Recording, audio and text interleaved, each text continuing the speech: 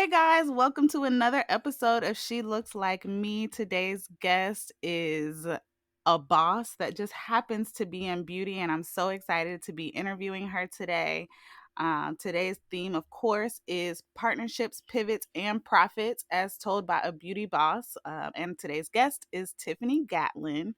So I'm going to read her bio, of course, and then we're going to jump into our chat because I know she has tons of gems to share, and I just can't wait to get into it. So, Tiffini Gatlin is an innovator with 15 years of experience in direct to consumer sales. Currently, she is the CEO and founder of Latched and Hooked Beauty. Prior to Latched and Hooked Beauty, Tiffini co founded Curl Colon Hair, the first brand to mass produce and retail pre curled and looped crochet hair in the textured hair extension segment of the beauty industry. Before Curl Kalon Hair, she held the position of Assistant Vice President of Consumer and Small Business Banking at Bank of America, a global leader in wealth management, corporate, and investment banking, serving over 66 million consumer and small business clients. Tiffini also worked as a freelancer, creating organic campaigns with and for brands such as AT&T, Wells Fargo, Dryle, General Motors, Lexus, among others. Tiffany and her brand have been featured by national publications such as Black Enterprise, Essence, Allure, Cosmopolitan, and more, and has provided her business expertise on numerous podcasts and influential stages across the United States. Tiffany holds a BA in Public Relations from Clark Atlanta University. Shout out to the AUC. She enjoys community service with her sorority, Delta Sigma Theta, and traveling with her 4 children and husband of 15 years. Hi, Tiffany. Hey, is all that me? Listen, I love to start with the bio because we have to set the record like on who we are actually dealing with, and your receipts do not disappoint. Thank you so much. I'm excited to be here. I appreciate the invitation.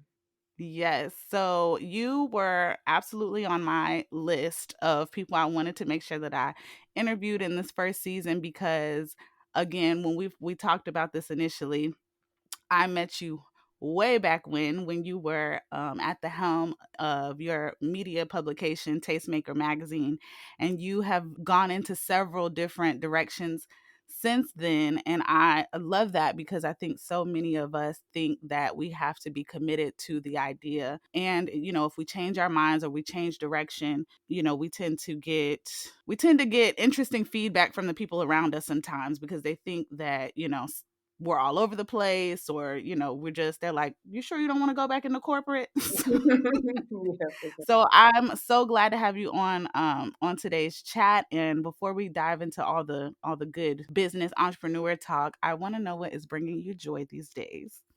You know what? What's bringing me joy these days is it's funny because um I was getting like emotional because I was thinking about 11 years ago I was, making about $50,000 a year.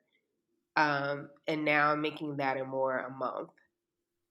And what's bringing me joy is to know that um, I have the financial freedom to be able to, my son is going to college, next year. So knowing that I'm going to be able to pay his college tuition without having to get loans like I had to do when I was in school, and just be able to really set my family up for the wealth track is bringing me joy. That's what's bringing me joy these days.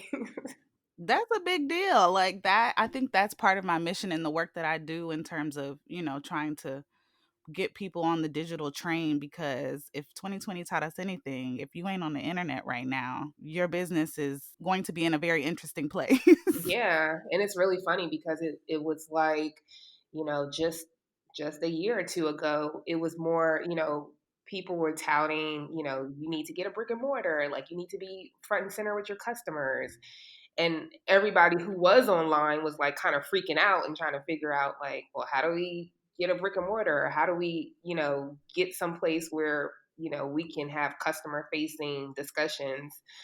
And, now here we are, we're like, whew, You know, glad we didn't abandon the, our online models. Absolutely. And so so when I met you, you were doing a Tastemaker magazine, Mhm, and I didn't know until we started talking about this that you had been working for Bank of America prior to that. mhm. So what about, I guess, that experience in corporate, or what motivated you to make that transition out of corporate into doing your own creative endeavors? Yeah, so I jumped into corporate right out of college and just kind of fell into banking because initially I wanted to be an attorney.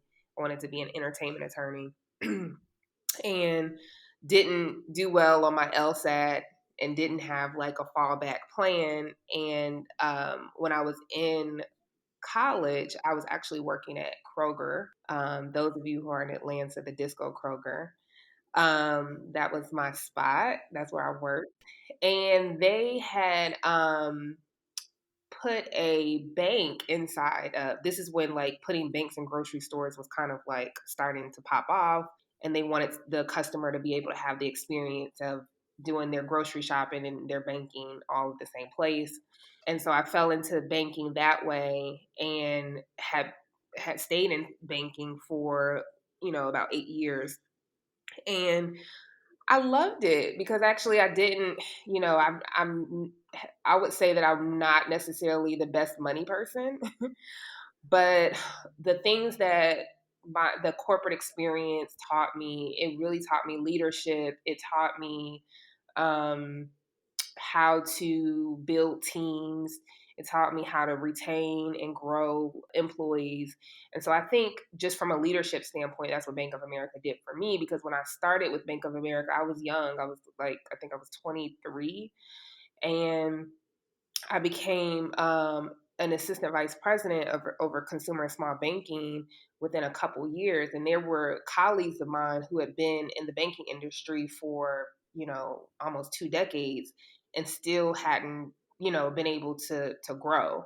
So I credit my growth even at Bank of America to great leaders that I had that really saw something in me and saw that I was coachable, and they basically took me under their wings and developed me.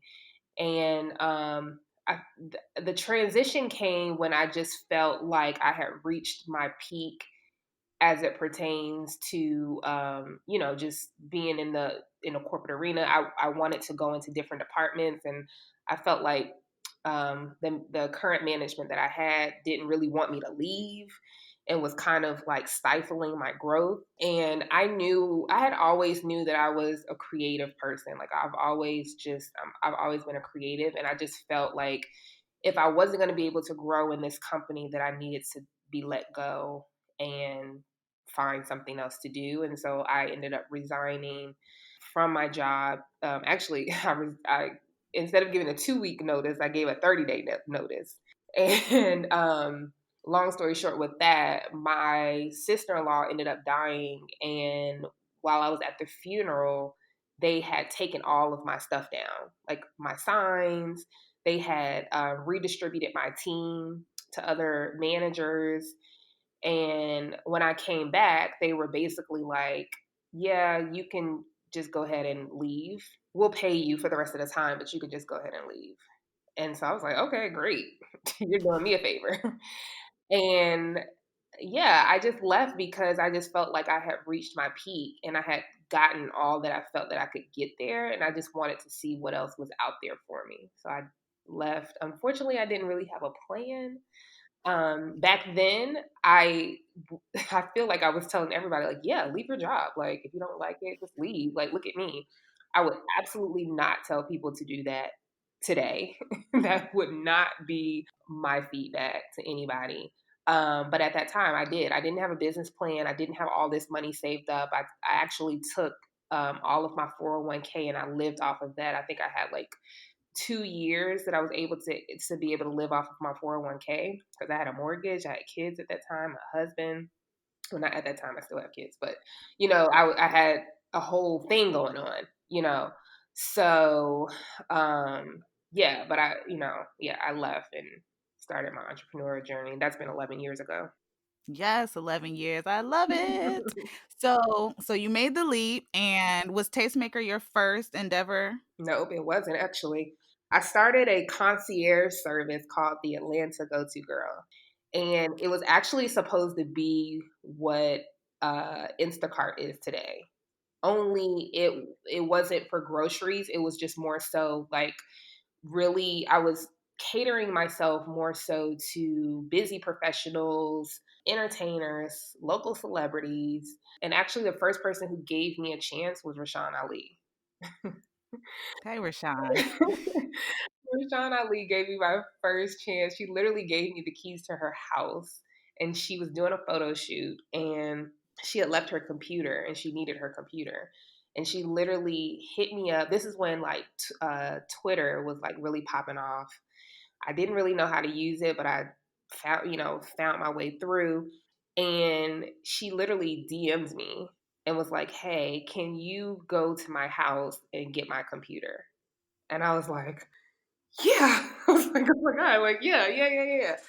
And so I met her at her photo shoot. She gave me the keys to her home. I mean, when I tell you she didn't know me from a grain of salt other than, following me on Twitter, but this woman literally trusted me and gave me her keys to her home. And, I went in, did exactly what I was supposed to do and got out and delivered the goods. And, we have been friends ever since that. But that was my first gig and I didn't understand how to really create the business model like Instacart did today, but that's what it was supposed to be. And that was like my first business. And then I went on to do then Tastemaker, and then well, actually, like blogging, I guess, kind of first, and then I fell into like then that's when I kind of started Tastemaker magazine. So it kind of went like that.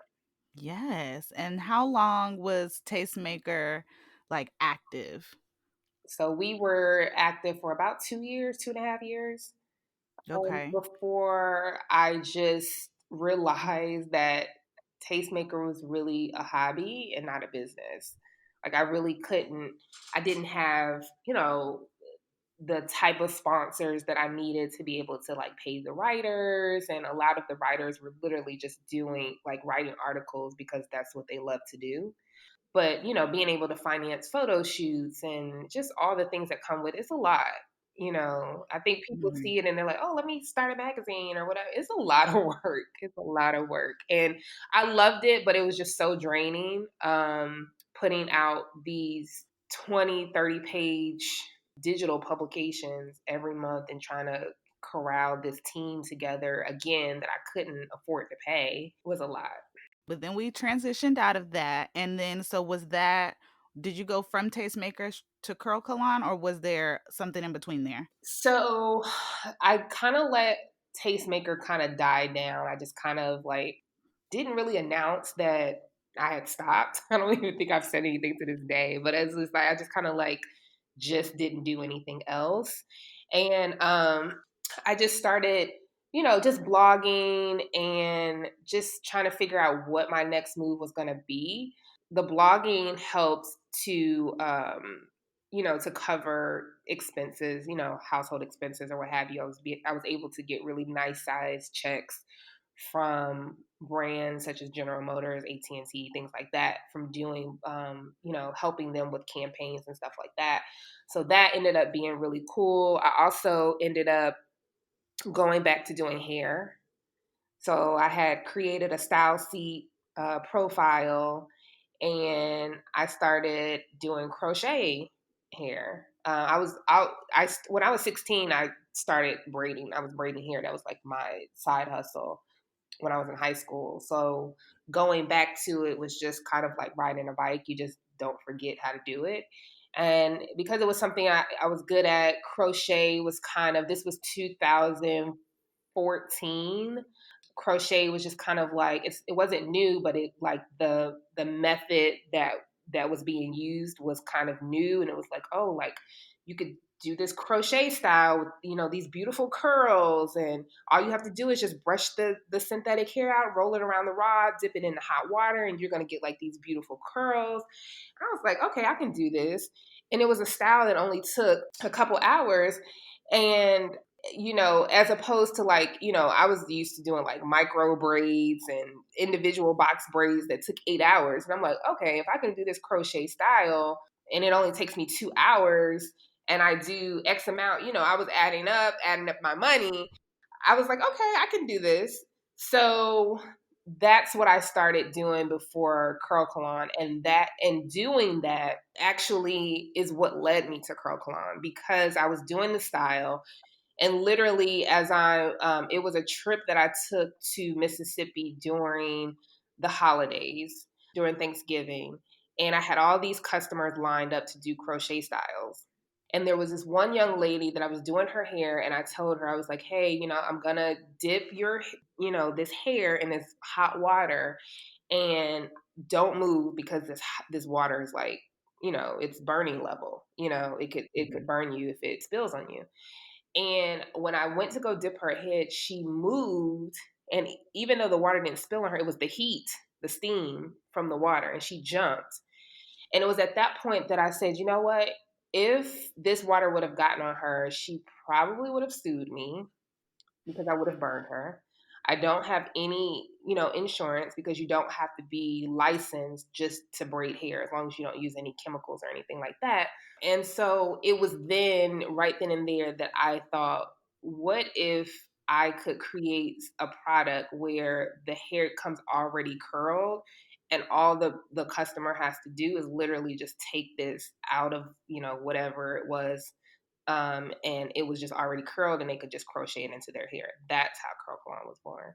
So I know that was a partnership scenario for you. And so I'm going to get to the first P of the alliteration of our title, Okay. and talk a little bit about partnerships, because I know I reached out to you when I had a prospective partnership on the table, Mhm. and you gave me some really good advice, which, at the time I needed, which was basically, like, don't think just because one person has more influence publicly than another, or more experience than another, that you should assume that they should have the leg up in the partnership.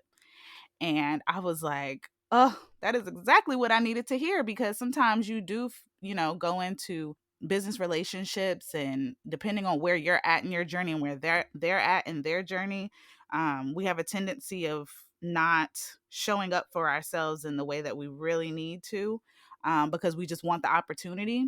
And so I definitely want to talk a little bit about your, I guess, overall outlook on partnerships. And to that end, where have you found success in having a partner, and maybe what one or two things you wish you had known or considered before going into a partnership?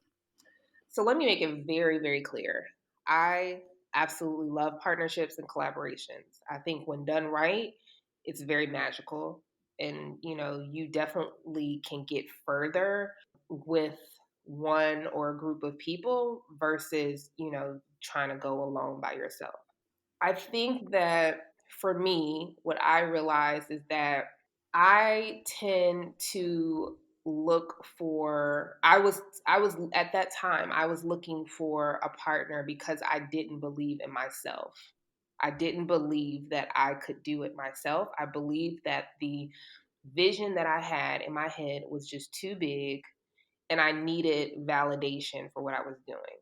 So I think that my partnership didn't work out for lots of different reasons, but I just think that the main thing is, I was so excited about the idea and the possibility, because it wasn't available for Black women.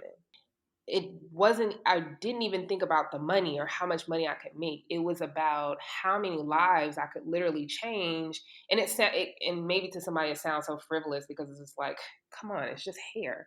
But it's like, no, like, if you know a Black woman, any Black woman, a friend, a wife, a girlfriend, your mama, best friend, whatever, you know that her hair literally can dictate her mood, her day, everything. So for me, it was being that I was literally the one who was out there, doing hair for Black women, on the side, and just listening to all these stories, that women would tell me when they get in a chair. It is life changing. and all I wanted to do was be able to provide a safe experience for Black women.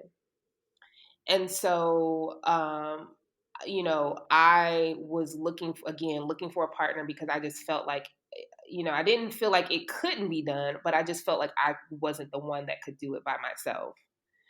And I think that is, detrimental. It's also imposter syndrome and all of that. So, I was just excited about the idea and not invested in the minutia of it. Like I wasn't thinking like, oh, I need a contract or I need to make sure that this partnership is, equal, or I didn't think about the problems. Like if there was a problem that would arise, how does that, get solved? Because I didn't think that there would be any problem. I was just thinking like this is gonna be fun. We're gonna have a ball. Like, yeah, it's gonna be work, but this is gonna be fun. Like I just, went into it with those kind of thoughts. And unfortunately, when things didn't work out and things, crashed and burned, it really left me scarred from the standpoint of, feeling like, oh my gosh, I don't have anything else to fall back on. Like this was, I don't have another idea. I am that person that has like all these ideas, but literally like I didn't have any other idea after this to go on to do. And being that I had already started the process and was invested in what I had created, I I needed to finish. I needed to keep going, you know. So just back to your original question in regards to partnerships, it's just like, I definitely love partnerships and collaborations, but I think it's just very important to like kind of stop and think about partnerships as almost like a marriage. If you get into this partnership, it is literally like a marriage, and everything, any intellectual property that you acquire along the way in this partnership, if something goes wrong, now you guys have to figure out how to divvy up these assets that you have. And 9 times out of 10, it's not going to be pretty. Especially if you didn't do that or didn't have that foresight on the front end. Which is another thing that I think that you mentioned to me when we talked about the possible partnership I had at the time. Yep. You were like, make sure your paperwork is together.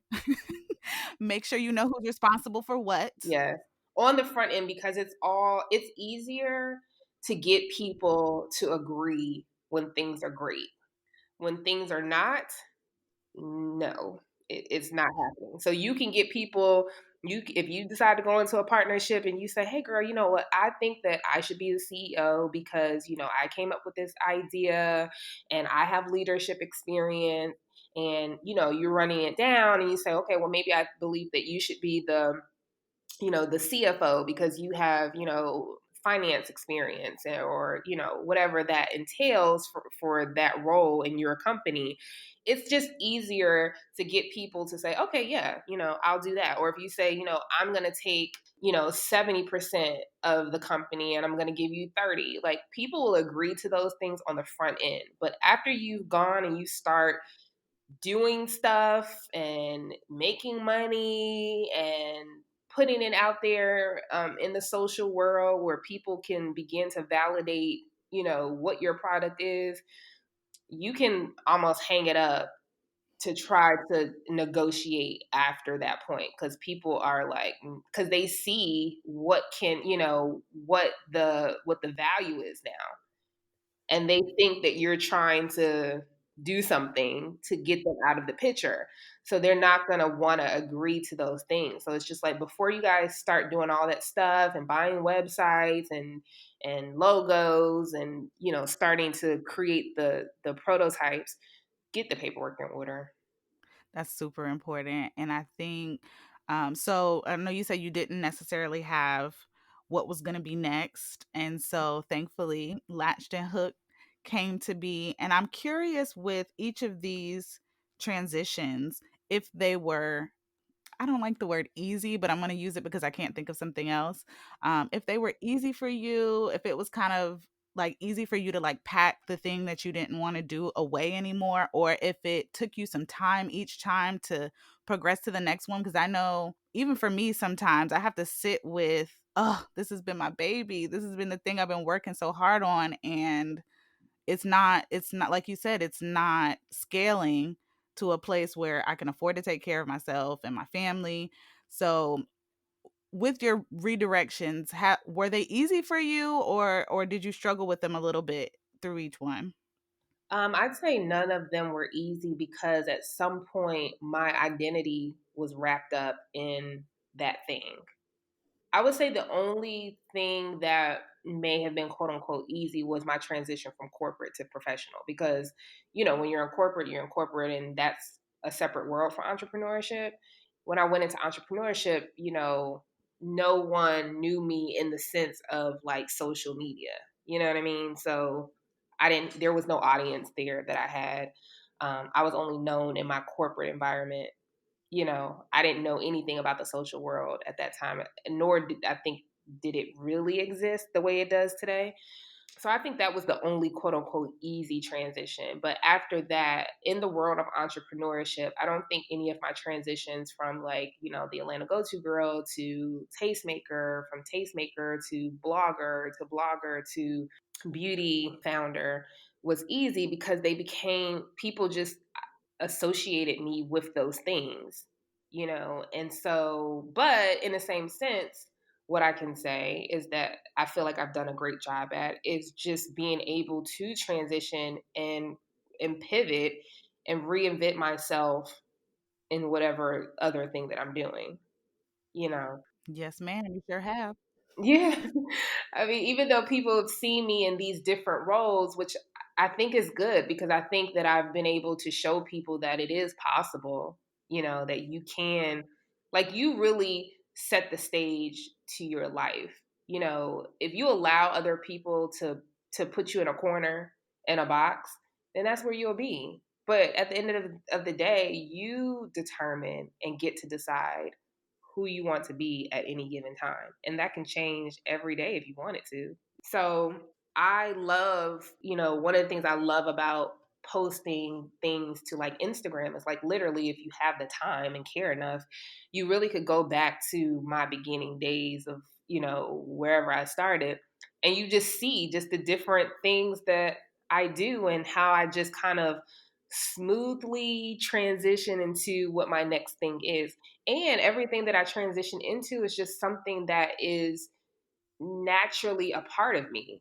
Like I haven't done anything that is totally outside of who I am. You know what I mean?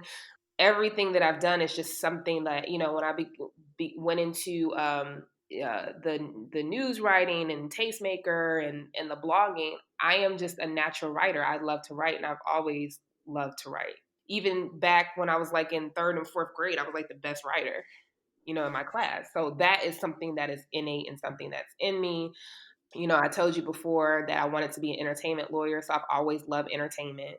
So it's just no secret that anything that I do around entertainment is something that I truly love. It's not like I just want to do it because I'm a groupie. You know what I mean? Like I do it because I love it. So when I was blogging and I had these assignments at Essence, or not at Essence, but when I would go and cover like Essence magazine and things like that, those were things that I absolutely love to do because it was just in me. Being a part of the beauty industry is not like, wow, how did she get there? I've been braiding since I was 16.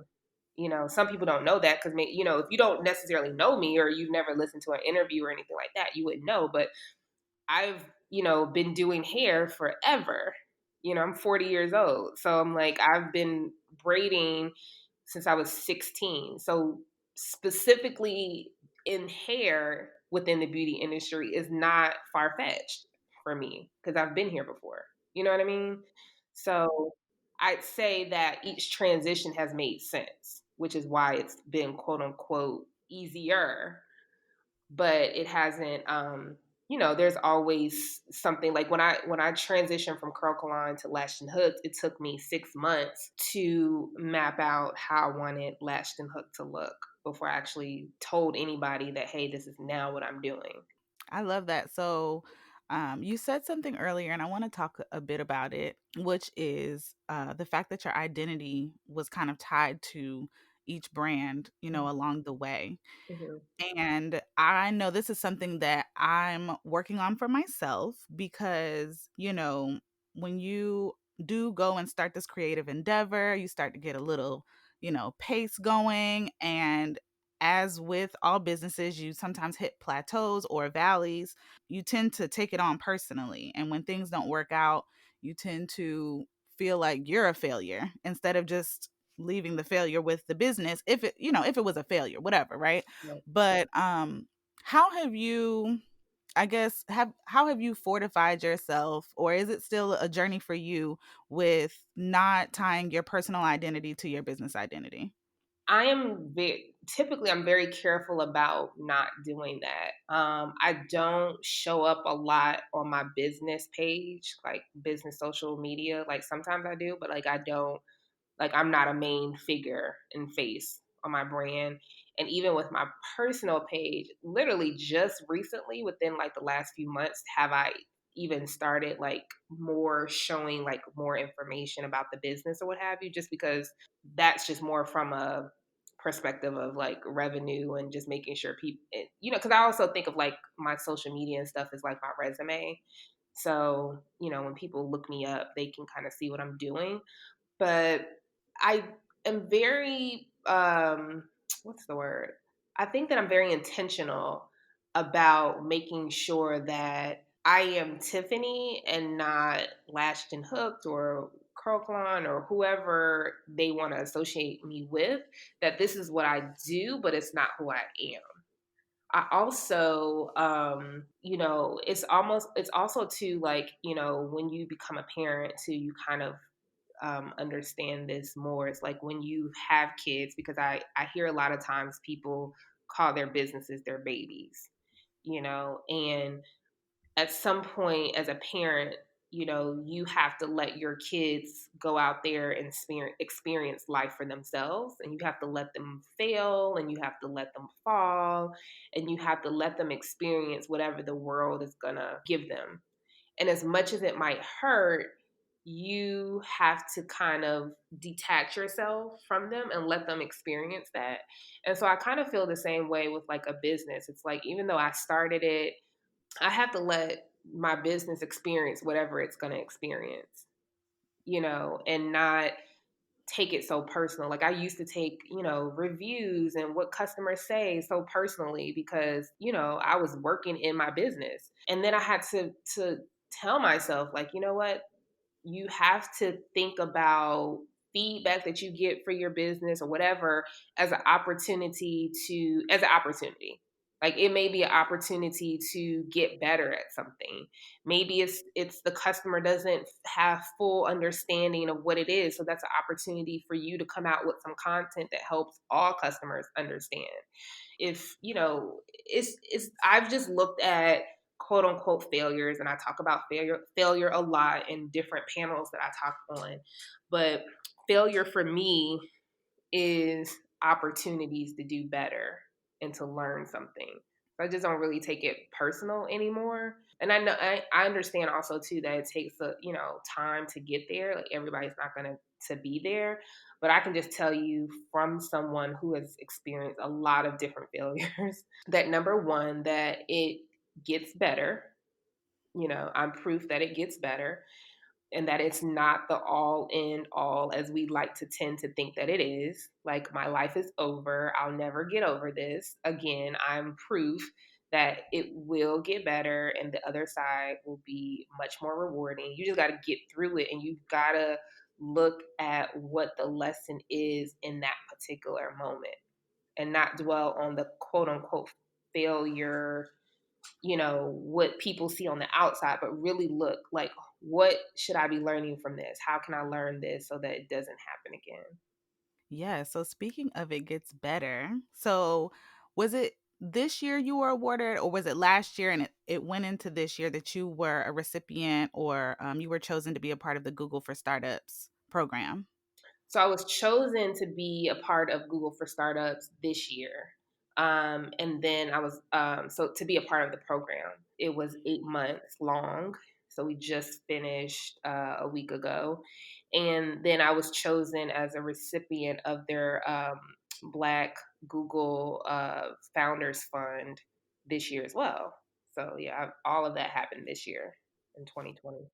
And I'm just gonna give you your roses now because you have had a really successful year. And I am going to read one of your Instagram posts Okay. that I was sitting probably in my room and I was just like, yes, I love this so much. So, okay, let's do this. Okay. So Tiffany said, actually, was this August? Yes, August. She said, today I thanked my customers for helping me net six figures after only 8 months into the year during a national pandemic, despite all the reports that say 40% of Black owned businesses will fail in 2020. My customers are my investors. I did this with no loans, no loss of equity, and no credit card debt. I just prayed, focused, organized, visualized what I wanted, and started executing. So many people doubted me, told me I should quit and pivot, talked about me, etc. I needed all of that. I'm nowhere where I want to be, but I'm right where I'm supposed to be, and I have a killer team of Black women who keep the numbers climbing. Okay, first of all, six figures in a pandemic as a Black woman owned business. I was like, yes.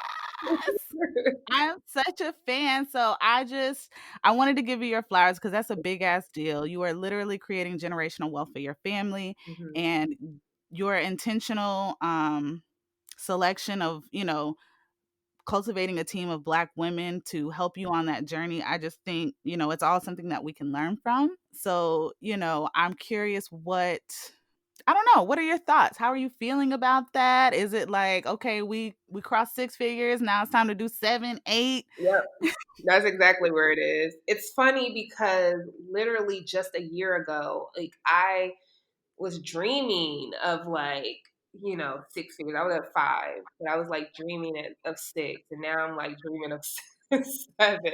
It's like it's one of those things where I'm like praying, like Lord, I'm not ungrateful. I'm super grateful for where I am, but it is that thing where you just like I'm trying to keep going or whatever. Because what happens is that the other misconception is, and I think it's, partly because of, again, the social climate that we're in, is that we get hung up on these figures and we automatically think that just because people are at these figures that they are successful, and that is a myth. Because you could be generating six figures in your business, but then your expenses could be really high, and so therefore you're not profitable. But there's, I mean, and I know somebody will say, well, some businesses aren't necessarily trying to be profitable, and that's true too. But they still might not be successful because they can't really run their business because their expenses are so high that the revenue that they're bringing in is not really cutting their expenses. So there's there's technically another layer to that people don't really talk about, and that is that part that, okay, you made six figures, but what's your expenses looking like? You know what I mean? But I ain't gonna go into that. But that is that is another layer to it. And so, it is really important for me for the team that I have, because they really, like sometimes I get invoices, I'll like reach out to someone to, get a check on like what their prices are for certain things. And it's almost kind of like the big brother thing where sometimes I'm not able to make immediate decisions if the price is high, because I'm like, I have to talk to my CFO first. And they're kind of like, what? Like, you're the CEO. Like, why can't you make the decision? But it really is important for me to allow the people who I pay and entrust to keep my money growing, to help me make these decisions versus just there are some decisions that I do have to make immediately, and then I have to tell my CFO on the back end. But if it's something that I feel like it's a reoccurring payment that I have to make, like, let me talk to her first and see what she says, because maybe it's not this month, maybe I need to wait to next month to do it, or whatever the case may be. But it feels great. And it's not really even just about the six figures. It's really about being able to sustain during a pandemic, because the fact that I did it during a pandemic hits different than if I did it last year and it was just kind of like, oh, okay, we hit six figures. But I think, in some investor calls that I've had recently, it's really funny because, you know, if you weren't making money, they'd say, well, are you really a sustainable company? Because you weren't able to really sustain your numbers during this pandemic. And now will your numbers ever go back up because, you know, you've lost revenue? Now the conversation is, well, you made all this money. Is this really sustainable? Or is this just a result of this pandemic and, you know, because the salons closed, they bought more. Well, what happens when the salons open? Will they still be buying that same amount? So it's kind of like it feels like you can't win. You know what I mean? Because it's like, you're like, look, like I am an essential business to Black women. Like they're buying more product than ever because they have found my business as an essential business during this pandemic. So it's just like you can't win. But the beauty that I see in it is that it really validated that what we have was something that Black women needed. And that's what it did for me. And we have had a really, really great year despite everything that's going on. But it just made me more confident in the brand that I'm building, that Black women really need what we have. Yes, ma'am. So speaking of needing what Latch and Hook offers, so on the subject, not really pivoting, but kind of just keeping yourself open, I think, with the Latch and Hook brand has brought you tons of success. And I know, again, you're somebody who regularly comes up in my feed. And that's the one thing social media frustrates me sometimes because I think you have to be really intentional about the people that you want to follow and keep up with. Yeah, And obviously once the algorithms know like, oh, she likes Tiffany stuff, so let's keep showing her Tiffany stuff. right. So you are always not you're within the first few posts every time I get on Facebook specifically. But one of the things that I admire about the journey you're on with Latched and Hooked is how you started with the crochet hair, Hmm. and then you expanded into the braid hair and all the colors. Hmm. And just this morning, I was online and I'm like, wait a minute. Now she's getting into maintenance products. I was like, she better keep it going. Okay. We need all the products and we need all the coins. So tell me about that in terms of just staying open, listening to your customers, because I know even with the braid hair, you said that wasn't initially a path that you wanted to take. And that is a majority or a large portion of the sales that you make. Yeah. So, when I started Lashed and Hooked, as an opportunity to start over, I really sat down to think about what I wanted this next brand to be. Even when I named Curl Colon, it was only for curls. Like I didn't really have any, big ideas initially about what I wanted to do, which is why the name was Curl Colon because I just wanted, I was just focusing on the curls. But when I created Latch and Hook, I was super intentional even about the name because I didn't want to be pigeonholed into hair.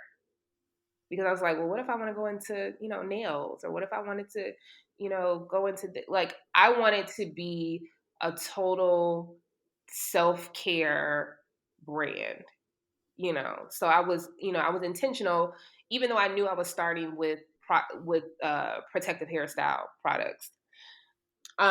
So, but I've literally throughout this 4 years have written down ideas of things that I want to do. So I have a whole notebook of ideas of things that I want to launch. And Scout maintenance has always just been there. You know, I felt like I had to attract customers with the hair and make them love and fall in love with the quality of the hair and then introduce this product that's like, okay, now we're going to focus on how to take care of your scalp.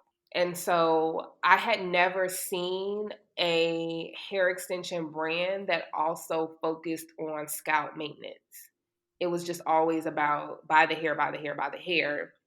But there was never any education on how to take care of your scalp, which is a huge part of the whole process that has often been neglected.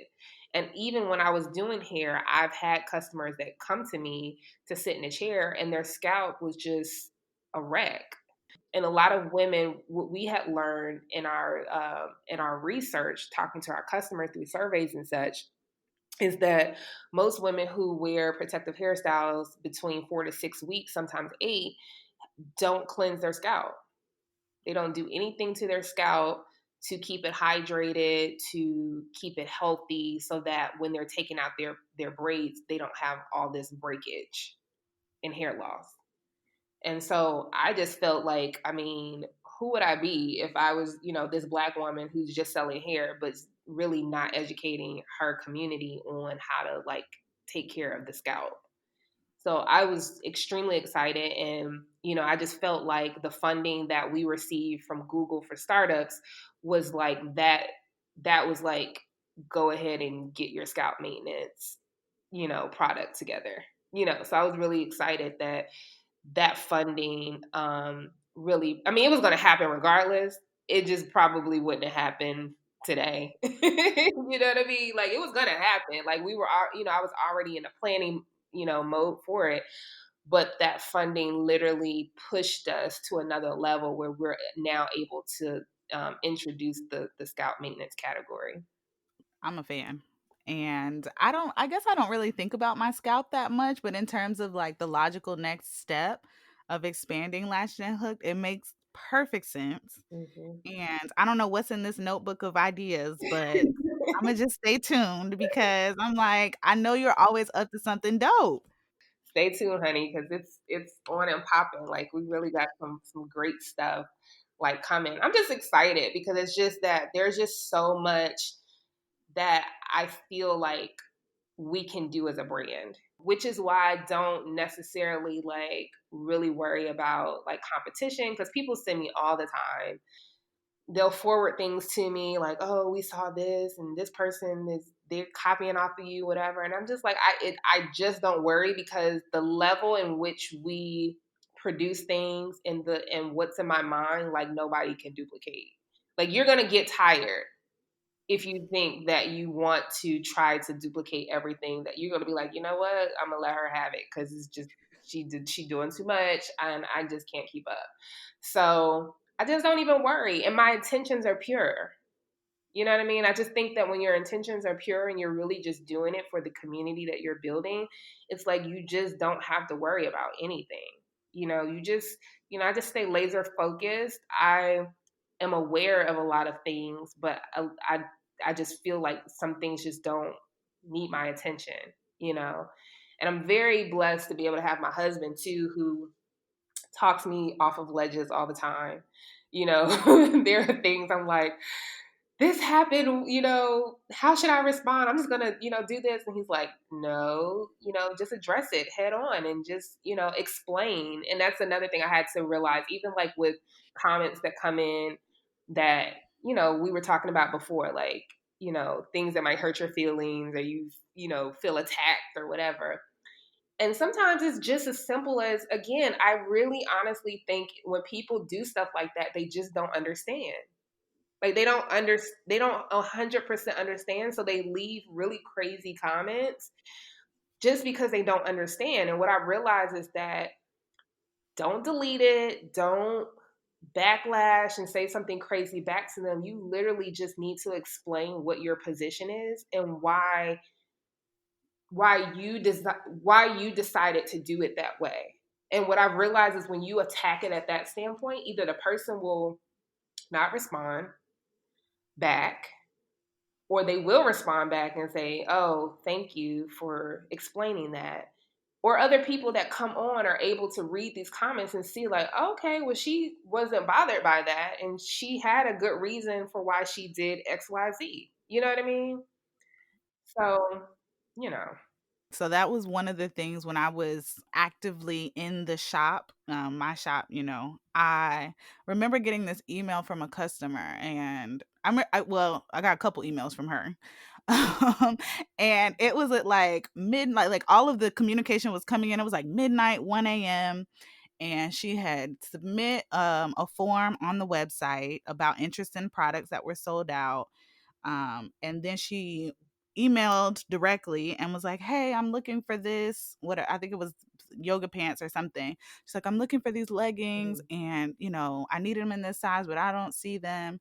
And then she sent me another email and it was all caps and it was like, oh, so come to find out you're sold out in all the size. And it was just like, when I tell you I felt so attacked and I was just like, ma'am, I get you want me to be back in stock, but unless you got $1,200 for me to re up right now, and like you said, it's just like sometimes people don't understand. So, Because also too is that a lot of times consumers don't understand, like for startup companies, when you present yourself in such a manner where it just looks like you're bigger than what you are, they just don't, they don't understand, like, oh, you should, even like, I'm always a little apprehensive about even like, like when we won the money for Google to put like how much we got, because I felt like people would just count our pockets and be like, well, you just got $100,000.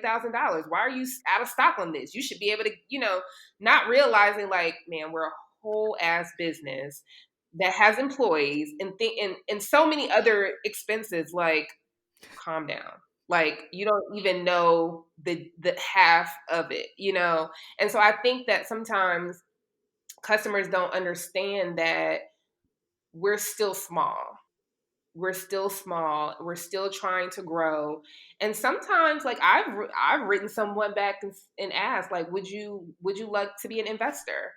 Like, we have investor opportunities. Would you be in, if that's what you want, like, hey, we need help with our inventory and we're looking for investors. We're trying to raise X amount of dollars. We're looking for investors. Are you interested?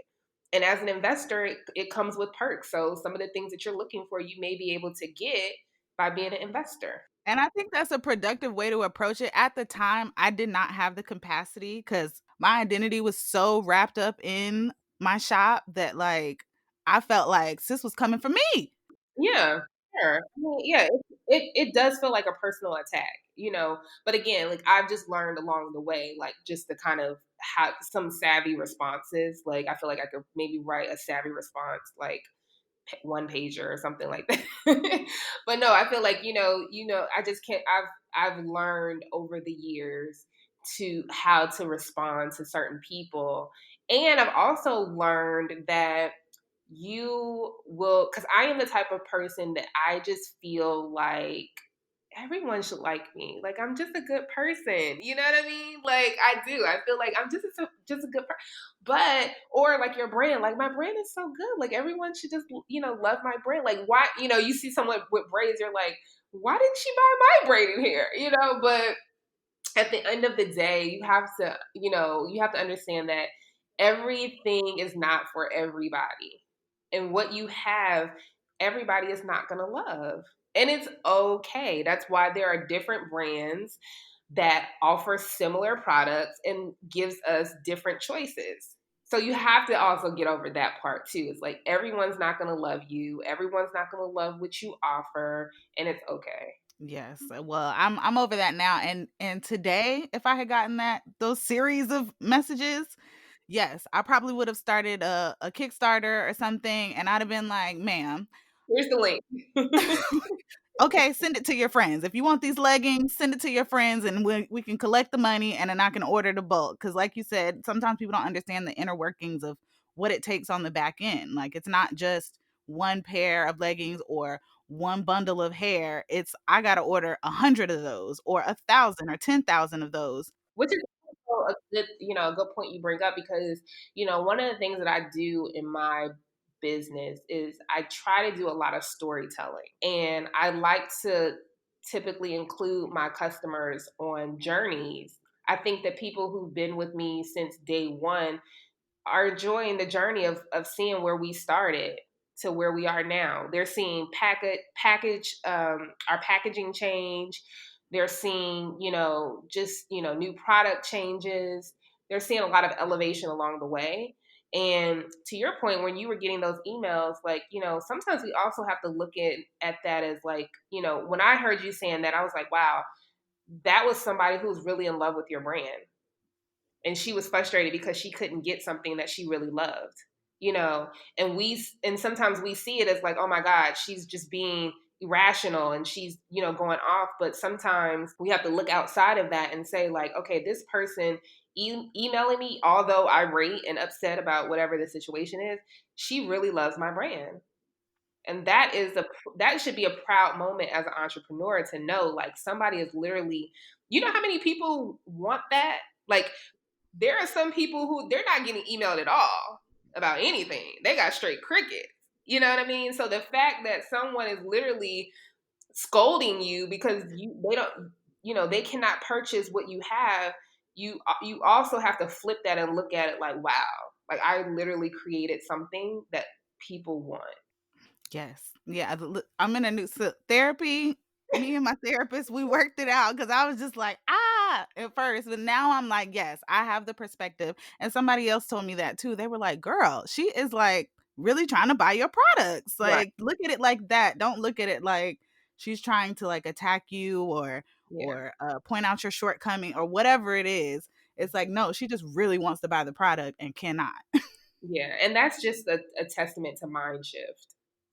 Like just shifting your mind to think about things in a different perspective. You know, and I actually like customers that do stuff like that, because what I do is I send them things unexpectedly. Like if I made an error with somebody and they're just like, refund my money or whatever, like I'll refund it and then I'll still send them the product and I'll send them a note saying, you know what, we really apologize that we made this error, because people also don't understand. Sometimes customers don't understand, like, there are real people behind these computers and behind packaging and all of that. Like, we are real people. And to say that we would never make a mistake is like, okay, that's not possible. We make mistakes. And when we do, allow us to correct our mistakes. But, some people are just like, no, give me my money back. And it's like, okay, we're going to give you your money back. We're also going to send you this product. And so it shows up and it has a note in there. And we say, we apologize and we hope to see you again soon. Hmm. No, I think that's definitely, like I said, the productive way to address it. Mhm.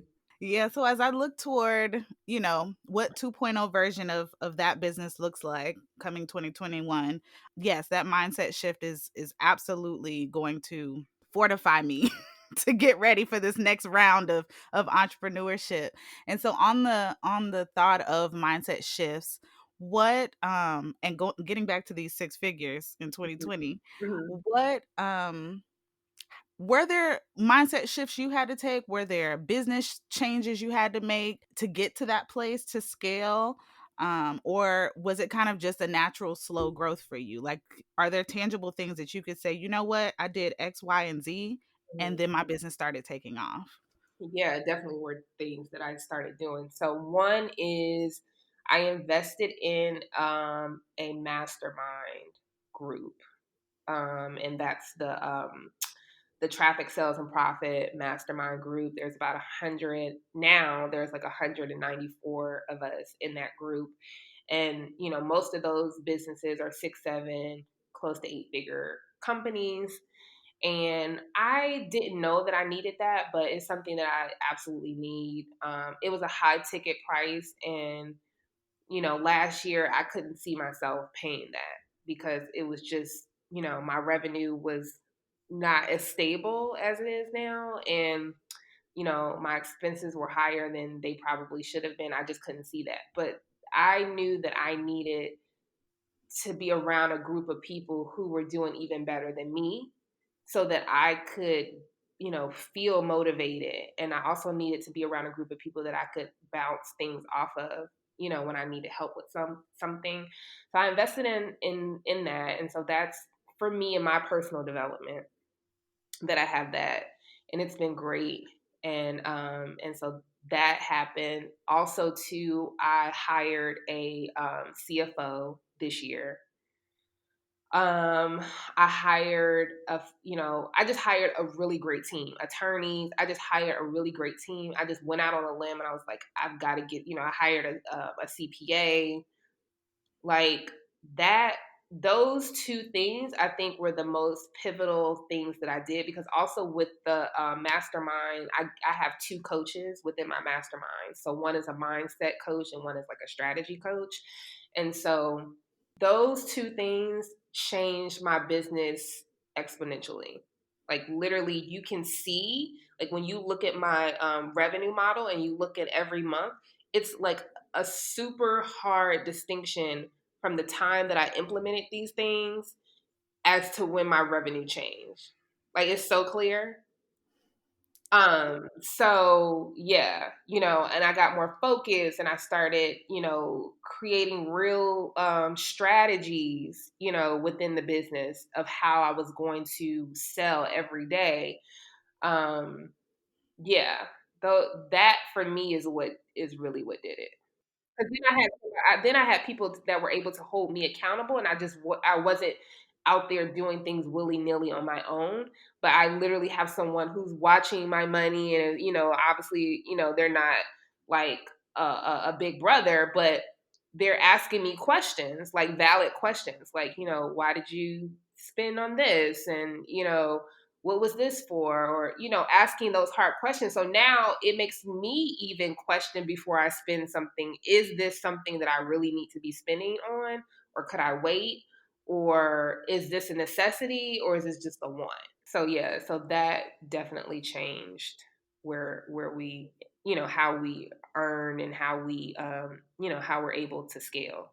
I love it. And I mean, I probably said it several times, but you are somebody that I hold in high regard when it comes to people that I have access to as far as being able to call or text. Um, I also, cuz on this journey, you're trying to collect people who can support you and who you can support and who, not, I don't want to say make you feel good, but in terms of this entrepreneurship journey, like, there are people who are kind of gonna come at you a bit, and then there are gonna be people who are just who want to see you win. And Mm, I feel like you are somebody who wants to see the people around you win. absolutely. What's the fun of winning by yourself? Like you want to be around other winners and you want to help them get to, where you are or wherever they want to be. Absolutely, and I think you're authentic in that. You're not somebody who I feel like I'm gonna call or text or email. Well, typically I start with the email or text because I know you're busy. But you're not somebody who I'm gonna reach out to and be like, "Oh man, is she gonna get back to me?" Or I just know if anything, I'm like, "Well, she'll get to me when she has a moment." For sure. And so I appreciate that about you as far as our relationship. And I also appreciate the fact that you're transparent about, your journey and going from corporate to now being a CEO. And it's been what, 11 years now? 11 years since I've left corporate America, yes. Okay. And so in those 11 years, are there traits or are there personality or habits or things like that that you have kind of leaned into for yourself that have made this entrepreneurship journey one that you can keep moving forward in? Mhm, Are there things that, like, what traits about yourself that you've either had from the start or developed along the way mhm. that have been most impactful to your journey? I think the thing that sticks out the most in terms of traits is just, I don't know if necessarily is this actual trait, but I don't give up. I just I don't give up. I may pause, but I am like the annoying person that you knock down in the boxing ring that literally just will not stay down. I just keep getting up, and you're like, how in the world does this person get up? Like, I literally like blackened her eye, busted her nose, but she just keeps getting up. And so that, I think that for me is how I've been able to last so long. In this space. Sometimes I wonder too myself, like, how did I make it? How have I made it over this last 11 years and literally not missed a beat? You know, but I think what it is, what I've identified just looking at my career over the last 11 years as an entrepreneur is that I just don't give up. I figure out solutions. I learn along the way. I ask questions. I ask for help, and I just keep going. I think when you are an entrepreneur, the difference between the people who end up making it and the people who don't, quote unquote, is just the difference is just not giving up. Because it's easy to give up. It's easy to give up and just say, you know what, I'm not doing this. I'm gonna go back to corporate. And not saying that that's a bad thing, like because maybe you've tried it and decided that hey, this entrepreneurship is not my journey, and I want to go back to corporate, and that's fine. Like no, there's nothing wrong with that. But again, I just think that the people who make it an entrepreneurship is just those who just don't give up. They just keep going, despite all the different obstacles that may come your way. I agree. I actually put, so in our notes for this show, I put resilience Mm, as a trait that I think about when I think about you. yes. I was like, when I think of people who have like they like you said, they just won't give up. Mhm. Um you're definitely top 5 for me. So I love that, and I think your journey is absolutely inspirational for people who are either thinking about leaving corporate or have started some kind of creative pursuit and are not, they're looking at, is this thing going to be the thing that I'm going to do for the next 5 or 10 years? If not, like, what's next? So I appreciate you sharing your story, sharing your expertise. Now, for anybody who's super inspired right now, how would they stay in touch with you and keep up with you and continue to follow your journey? So definitely follow me on Instagram. I'm an Instagram girl, so you can follow me at Tiffini Gatlin. I'm actually available in all social media as Tiffini Gatlin. That's Tiffini. I also just joined Clubhouse, the new social audio app, and I really, really like it. And I just submitted a request actually to start my own clubhouse called From Cubicle to CEO. And my hope is that, and even if it's not approved, the type of conversation, so for instance, like this Sunday, I'll be having a conversation on those who are working 9 to 5, wanting to transition into entrepreneurship. What should you be thinking about? Like, what are some of the things that you should be thinking about when you're thinking about making that transition? And I plan to host those conversations every Sunday at 3. So if you're on Clubhouse, join me. I'd love to have you in on those conversations. And, I am hoping to transition into having more dialogue like that. I feel like my sweet spot, and I've been thinking about this for years because I've had people ask through DM and emails if I offer coaching sessions and if I would mentor them and give advice and things like that. And I really don't have anything formal, but I found that my sweet spot is helping emerging entrepreneurs who want to transition from corporate professional to entrepreneur, or who have already started their entrepreneurial journey and just need a little direction. Yes, so make sure to follow Tiffany. She is always posting the wins. She is always keeping it real. And especially when it comes to, again, I'm all about curating because I notice a lot of people tend to be frustrated by their social feeds and Mm. not realizing, like, you can control that, right? Right. You definitely You can. could definitely unfollow, and just because they're your cousin doesn't mean you have to be, you know what I'm saying? Like, so just, I'm all about curating a timeline that speaks to where you want to be, the kind of For energy that sure. you want to have. And so that is why I am always not too far away from a like or a share or a comment when it comes to you and For Latched and sure. Hook. Right. So, Tiffany, I just want to say thank you so much for today. I super appreciate you as a human being, but Thank also you. as a businesswoman. And I thank you for everything, and I thank you for today. Yes. Thank you for having me. When I tell y'all I love me some Tiffini Gatlin, I really can't state it enough.